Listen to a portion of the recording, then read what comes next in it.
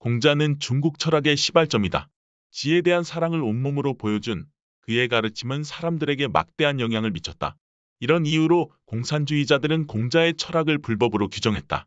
플라톤과 마찬가지로 그는 덕의 본질, 사회 질서, 그리고 교육에 관심을 기울인 이상주의자였다.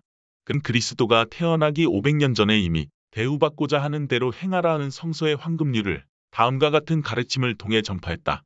인정은 인정을 낳기에 이롭다. 하지만 모욕은 모욕을 낳기에 삼가야 한다. 이는 인간 사고의 획기적인 발전을 의미한다. 공자는 신비주의나 계시를 통해서가 아니라 추론의 힘을 통해 이러한 원칙들을 터득했던 것이다.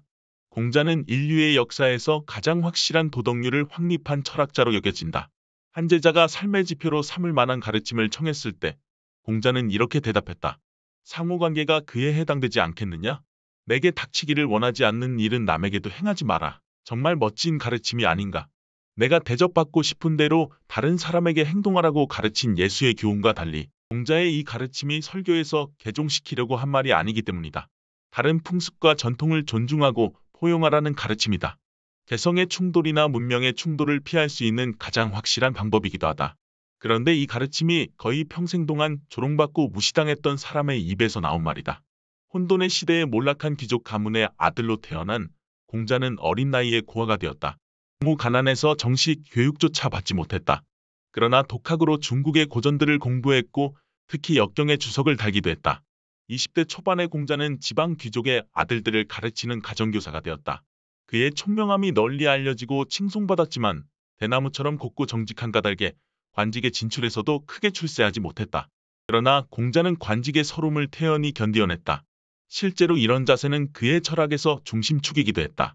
나는 자리가 없다고 걱정하지 않는다. 내게 주어진 자리에서 어떻게 최선을 다할까 걱정할 뿐이다. 나는 세상에서 이름을 얻는 데 연연하지 않는다. 이름값을 하려고 노력할 뿐이다. 공자는 높은 관직을 얻지 못했지만 많은 추종자가 헌신적으로 그를 따랐다. 그 제자들이 여기저기에 흩어진 스승의 가르침을 한 곳에 모아서 논어라는 이름으로 묶었다. 공자의 아포리즘과 대화를 묶은 논어에서는 역경이 공자에게 미친 영향이 뚜렷이 읽혀진다. 공자는 역경을 즐겨 읽었던 것처럼 역경처럼 실용적인 지혜를 유난히 강조했다. 공자는 관리로 성공하지 못했다. 그러나 도덕 철학자로서 공자는 중국 역사에서 타의 추종을 부러워하는 족적을 남겼다. 공자가 세상을 떠나고 거의 300년이 지난 후 궁중에서 그럴듯한 자리조차 차지하지 못했던 사람의 가르침이 일종의 국교가 되었다. 그러나 노자의 시대와 마찬가지로 공자의 시대에도 중국은 무능과 부패의 늪에 빠져 있었다. 봉건 제후들이 끊임없이 전쟁을 벌였고 관직을 세습받은 정부 관리들은 끝없이 정벌에 나서며 개인의 재산을 약탈하는 만행을 저질렀다. 법과 질서가 무너졌고 북방의 오랑캐들이 힘없는 제후국들을 침략하기 시작했다. 이런 상황에서도 공자는 정치를 도덕의 한 가지라 믿었고 개인의 윤리가 공익을 결정한다고 믿었다. 군주가 통치를 잘하는 나라에서는 가난과 빈곤이 부끄러워할 일이지만 군주가 통치를 잘못하는 나라에서는 재물과 명예를 가진 것이 부끄러워할 일이다. 공자는 귀족들을 경멸했다. 이런 점에서 왕이 그를 신하로 받아들이지 않은 것은 당연한 듯하다. 공자는 그의 철학으로 귀족들의 탐욕과 부패를 깨끗이 씻어내고 싶어 했다. 공자는 지혜와 덕을 선천적 능력이라 생각지 않았다. 누구나 노력하면 얻을 수 있는 능력이라 믿었다. 정부 관리들에게는 민중의 주인이 아니라 종이 되라고 꾸짖었다. 그들이 가족을 부양하듯이 충정과 정성으로 민중을 돌봐야 한다고 가르쳤다. 공자는 선을 행하는 것이 곧 선하게 되는 길이고 가장 소중한 미덕은 성실이며 뛰어난 현자가 뛰어난 지도자를 만들어낸다고 믿었다.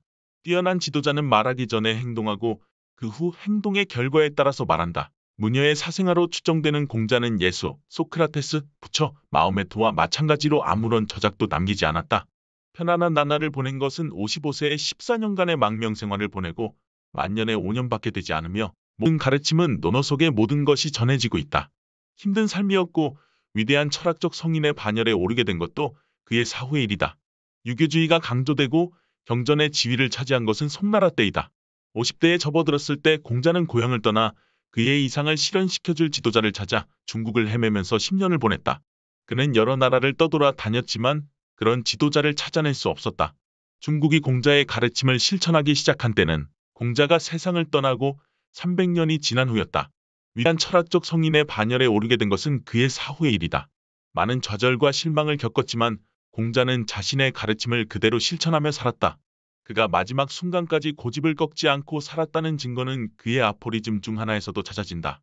위대한 장군의 목숨은 덧없이 사라질 수 있지만 의지는 필부에게서도 빼앗을 수 없는 것이다. 그가 남긴 최후의 말은 다음과 같이 전해지고 있다.